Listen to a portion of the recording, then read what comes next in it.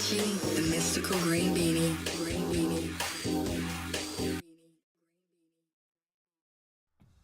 Hey, what's going on, dudes and dudettes? I am the mystical green beanie, and in today's video, I'm gonna run down what I feel are the top 5 underrated comic book cartoons of all time, because there's always the obvious cartoons and shows that people talk about: Batman the Animated Series, the 90s X-Men show, SpiderMan the Animated Series, Justice League Unlimited, but there's a few that seemingly nobody remembers, and that's kinda sad because those shows are great and really hold up. So without further ado, here are what I feel are the top 5 underrated comic book cartoons. Number 5, Spider-Man the New Animated Series. So I think I've made it pretty clear that I am not a huge fan of the Sam Raimi Spider-Man trilogy, and a lot of the material that came out of those films just isn't all that great and is often remembered through rose-tinted glasses.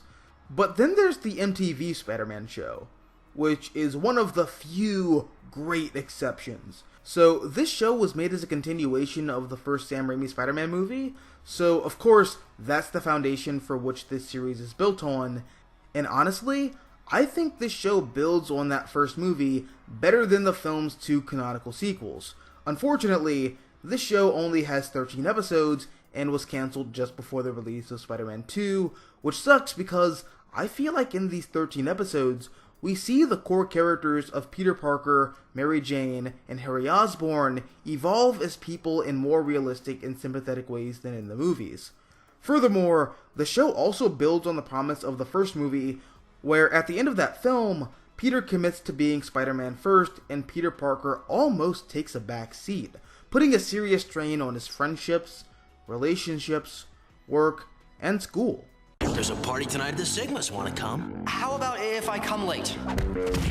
He's not coming. And that's not to say that we don't see that happen in Spider-Man 2 and 3, but it's a matter of execution, and I think Spider-Man the New Animated Series handled these ideas far better.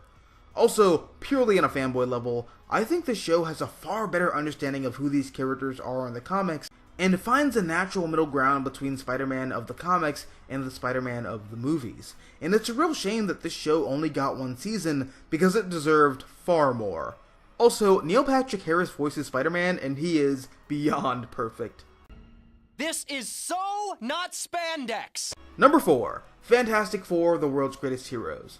Okay, seriously, I didn't even plan that out. The Fantastic Four, number 4 on this list, that's pretty funny. I didn't plan that. That's cool.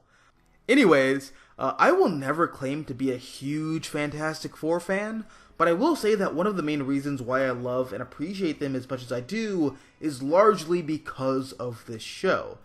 Because this show understands something that the movies either don't understand or can't nail. The Fantastic Four, while yes, are superheroes, are scientists and explorers first and foremost. And on top of that, they're a family of celebrities and arguably the most important figures in all of New York. And the show really captures that and finds a nice balance between those major factors. So when the city is being attacked by supervillains or monsters or aliens or tyrants with diplomatic immunity, the Fantastic Four are always on the front lines, not just as heroes, but as intellects. And when the situation is dealt with, they're the first people the world looks at because of their social status and occupation. And another thing about the show that I really appreciate is how it understands that the Fantastic Four operate in a Marvel universe. And while of course due to copyright and legal issues, the show couldn't fold in every Marvel character, it does its best to showcase the characters of the Marvel landscape and how they interact with the first family of Marvel. So if you ever get a chance, definitely give this show a shot, especially if you're a relatively new Marvel fan, a fan of the Marvel Cinematic Universe, or a fan of the post-Secret Wars incarnation of the Marvel Universe, and don't really understand why so many people have such a reverence and respect for the Fantastic Four. Because this show will take everything that they are in the comics and boil it down to a 20-minute episode. Number 3, Green Lantern the Animated Series. Alright, so I'm pretty sure I've said this on the channel before, but if not, let me make it clear right here and right now. I am not a Green Lantern fan. I don't like Hal Jordan. I think the concept of the Green Lantern Corps is fascinating. I love the idea of the Lantern color spectrum, but the stories themselves don't really interest me all that much unless they're connected to other stories or characters in the DC universe. So I was surprised that I found myself loving the show as much as I did. Hal Jordan was the main protagonist. There's very little connection to the rest of the DC universe, and the core is scattered. I'll put it like this. If you told me this was the premise of a Green Lantern comic, I'd probably never touch it. But the show makes all of these things click. It all works.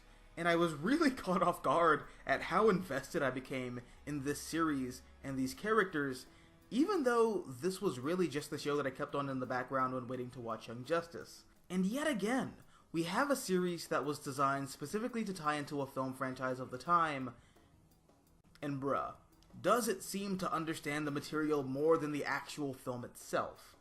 Unfortunately, the show was cancelled due to low toy sales, which sucks because the show ends on a cliffhanger, but that doesn't mean you shouldn't watch it because it is a great show. Just be warned that it doesn't actually have an ending. Number 2, XMen Evolution. So this is a show that isn't too well remembered because it's sandwiched between two really standout X-Men cartoons, the 90s X-Men animated series and Wolverine and the X-Men. Plus, it doesn't help that when the show started, it was inherently something so different and so out of left field, people just wrote it off, which is unfortunate because I think that's part of the charm of the show. This is a show that very much depicts a proto-X-Men universe that over the course of the 4 seasons that it has, quite literally evolves into something that resembles the X-Men that we all know and love. And I'm not sure of how much of that was intentional or the result of pushback from fans, but whatever the case may be, the final product works out very well in my opinion, because each season, the stakes are raised higher and higher. The show starts out as a goofy high school teen drama with superhero stuff in the background, but the reason for that being is that mutants are unknown to the public. So in the end of season 1, the X-Men seemingly finally beat Magneto and the Brotherhood of Evil Mutants, but then we get to season 2, where we find out that that's not the case. And then that season ends with the X-Men having to use their powers in the light of day, revealing to the public that they exist. And then we get to the start of season 3, where now the existence of mutants is public knowledge, and humanity reacts just about as well as you would expect.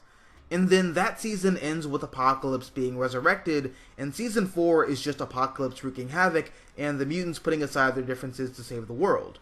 But even then, they're still controversial figures, and how they decide to deal with that controversy is what ultimately keeps them splintered. And then the final scene of the show reveals that Charles had a vision of the future, where he sees classic X-Men stories play out from there, and it's not only one of the greatest bookends to any comic book TV show, it's probably the best bookend to any X-Men story, rivaled only by Grant Morrison's New X-Men in my opinion. Plus, the show introduces X-23, and as far as I'm concerned, is still the best depiction of the character.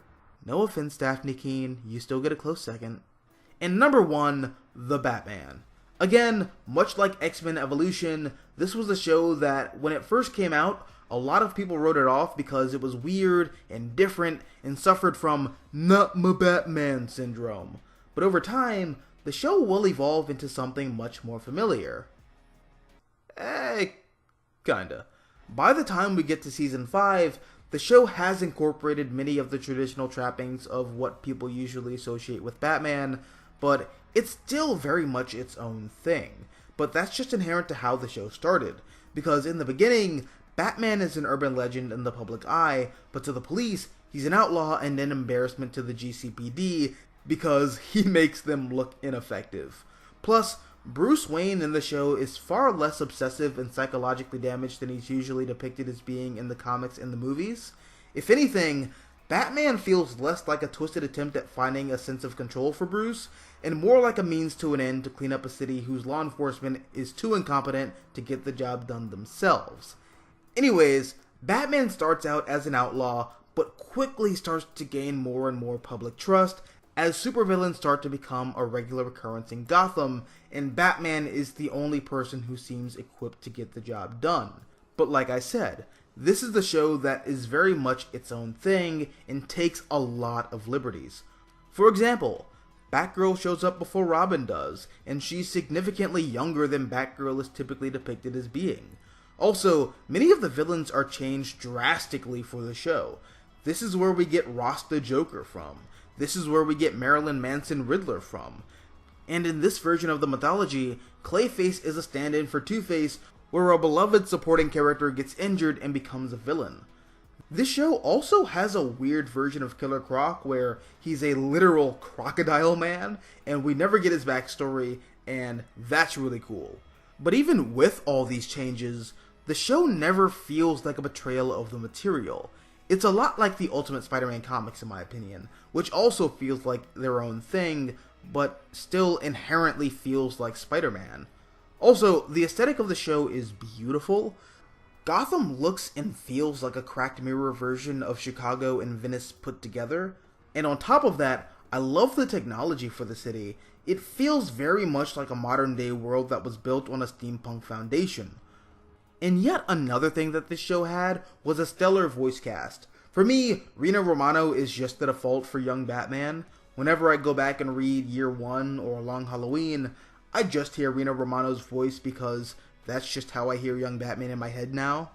And finally, just a quick shout out to the Batman vs. Dracula movie, which was set between Season 1 and Season 2 of the show, I believe. The movie's brilliant and is easily one of my top 5 favorite animated Batman movies of all time. It's criminally underrated and makes me really sad that nobody remembers it. But yeah guys, those are what I feel are the top 5 underrated comic book cartoons of all time.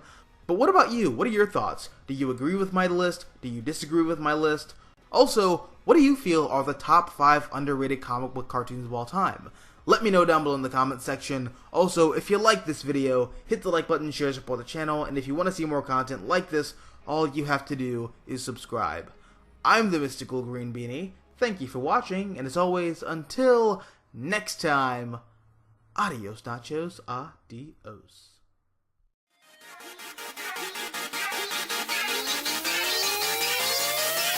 Charged up.